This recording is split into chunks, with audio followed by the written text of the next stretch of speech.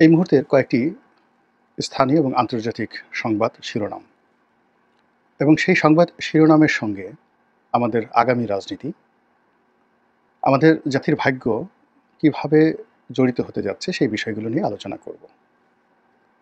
স্থানীয় বাজারে যে খবর, সেই খবরটি হলো আওয়ামী লীগের কার্যক্রমকে নিষিদ্ধ করা হয়েছে ছাত্র জনতার দাবির মুখে।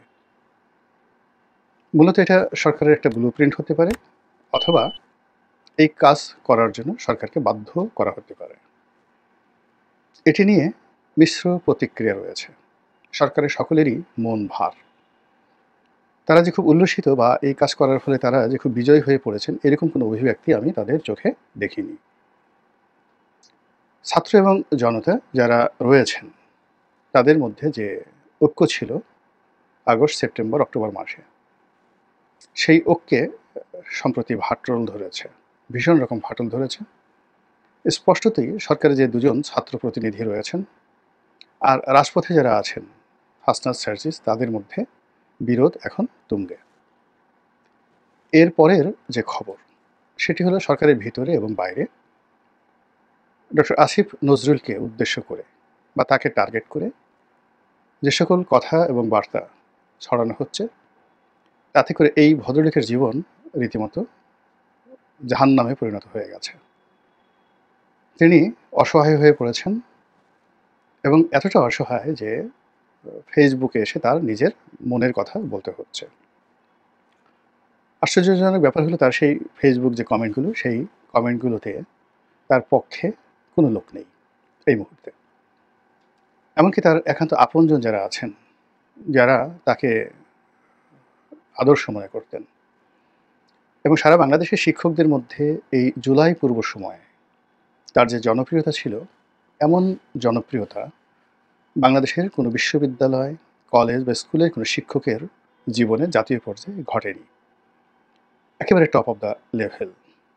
কিন্তু তিনি যদি এখন পদত্যাগ করেন, তারপর বিশ্ববিদ্যালয় ক্যাম্পাসে ফিরে যান, ঘোরাফেরা করেন, এই বিষয়গুলো একেবারে অসম্ভব ব্যাপার। তার জীবন, জীবিকা, পরিবার, পরিজন সব কিছু এখন হুমকির মধ্যে পড়ে গেছে। সরকারের ভিতরে তার কোনো সহকর্মী তার প্রতি সহানুভূতিশীল, এটি আমার কাছে মনে হচ্ছে না।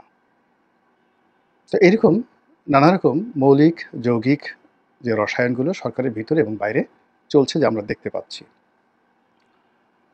এরপর বাংলাদেশকে কেন্দ্র করে কতগুলো আন্তর্জাতিক ঘটনা ঘটছে, সেগুলো বলার আগে আওয়ামী লীগ যে নিষিদ্ধ হলো, ওটা নিয়ে দু চার কথা বলে নিই। আওয়ামী লীগ নিষিদ্ধ হলো, এটা বিএনপি ভালোভাবে নেয়নি। সবাই অভিযোগ করছে যে জামাতের যারা নেতৃবৃন্দ, তারাই এই কর্মটি করিয়েছেন। কিন্তু পুরো পরিস্থিতি এতটা নাজুক হয়ে পড়েছে যে আমিরে জামাত একথা বলতে বাধ্য হয়েছেন, রাজনৈতিক দলগুলোর সঙ্গে আলোচনা করে আওয়ামী লীগ নিষিদ্ধের বিষয়ে যদি কোনো সিদ্ধান্ত নেওয়া হতো, এটি ভালো হতো।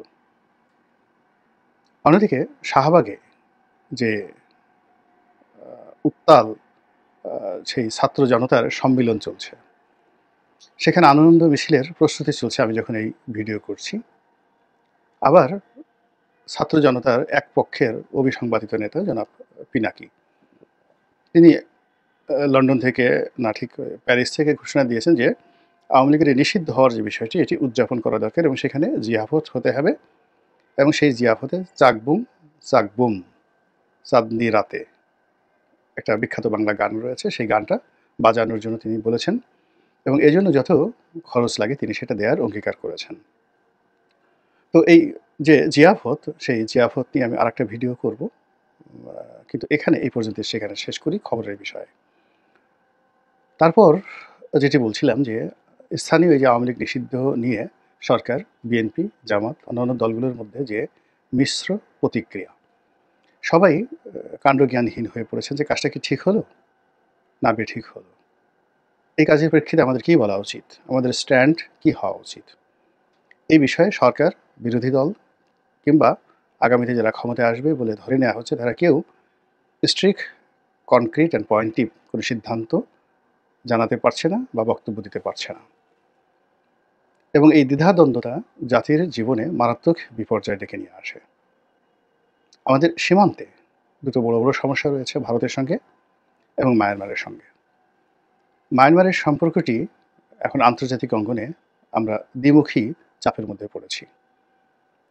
আমেরিকা এবং পশ্চিমা রাষ্ট্র, বিশেষ করে ইউরোপীয় ইউনিয়ন, তারা চাচ্ছে যে বাংলাদেশের ভিতর দিয়ে একটা মানবিক করিডর দেওয়া হোক এবং সেই করিডরটি জাতিসংঘ ব্যবহার করবে মানবিক ত্রাণ পৌঁছানোর জন্য। কোথায়? সেই আরাকান রাজ্যে। তো যেখানে আরাকান রাজ্যে সীমান্তে আরাকান আর্মি প্রহরারত এবং এই আরাকান আর্মির দ্বারা যারা বাস্তুচ্যুত, তাদের মধ্যে জাতিসংঘ কিভাবে ত্রাণ পৌঁছাবে এটা আমার মাথায় ঢোকে না।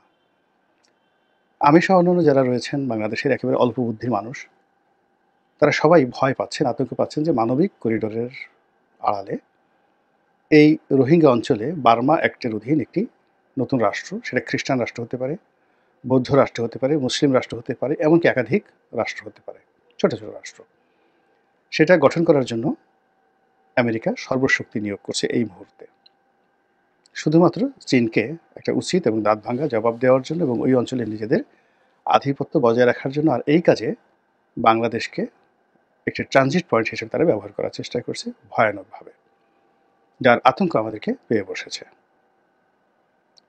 অন্যদিকে ভারত এবং পাকিস্তানের মধ্যে যে যুদ্ধ, সে যুদ্ধ আমাদেরকে আতঙ্কের মধ্যে ফেলে দিয়েছিল। এখন মার্কিন যুক্তরাষ্ট্র এবং চীনের মধ্যস্থতায় এখানে যুদ্ধবিরতি চলছে এবং সম্ভবত এটি স্থায়ী হতে যাচ্ছে।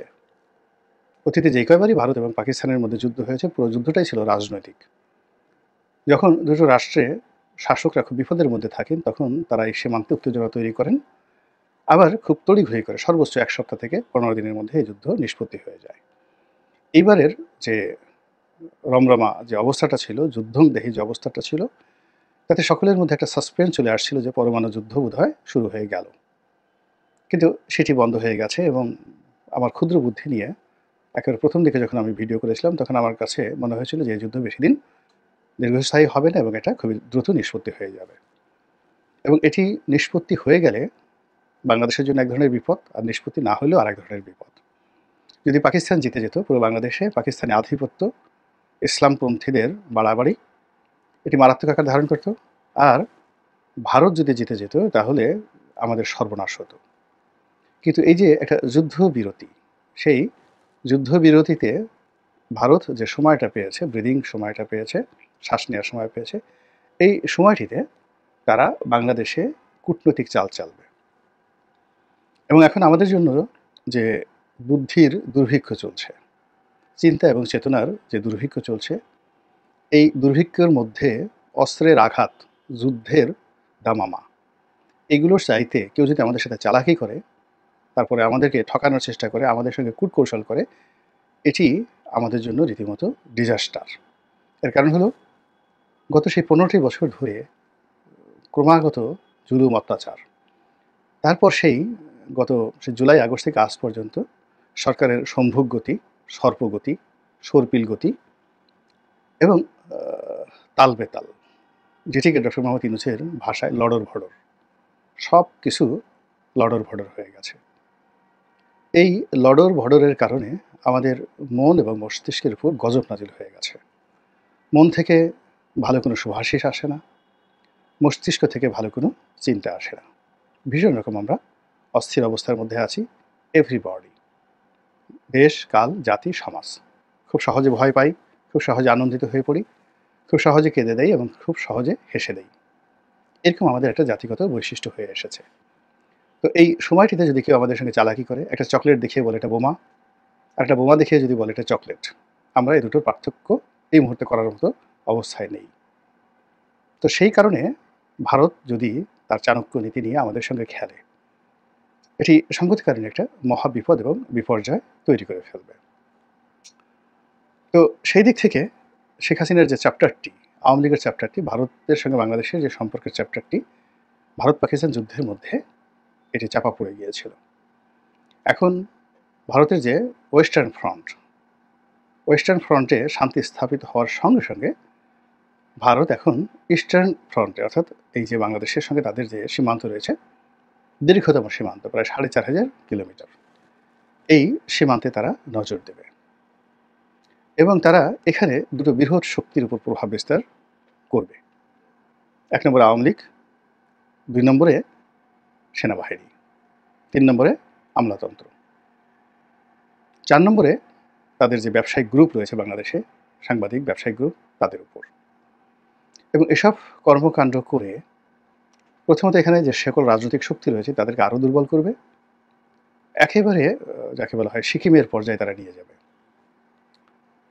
আর তারা সর্বোচ্চ চেষ্টা করবে ছলে বলে কৌশলে আওয়ামী লীগকে বাংলাদেশে রাজনীতির ধারক বাহক করার জন্য, শেখ হাসিনাকে আবার ঢুকানোর জন্য। এখানে রাষ্ট্রের পক্ষ থেকে, সরকারের পক্ষ থেকে নিষেধাজ্ঞা জারি করা হয়েছে, এগুলোকে তারা একটা কচুর পাতার পানীয় মনে করছে না। যেখানে শেখ হাসিনার যদি ক্ষমতা ধরেন, সেই ক্ষমতা যদি 100 ডিগ্রি ফারেনহাইট হয়, আর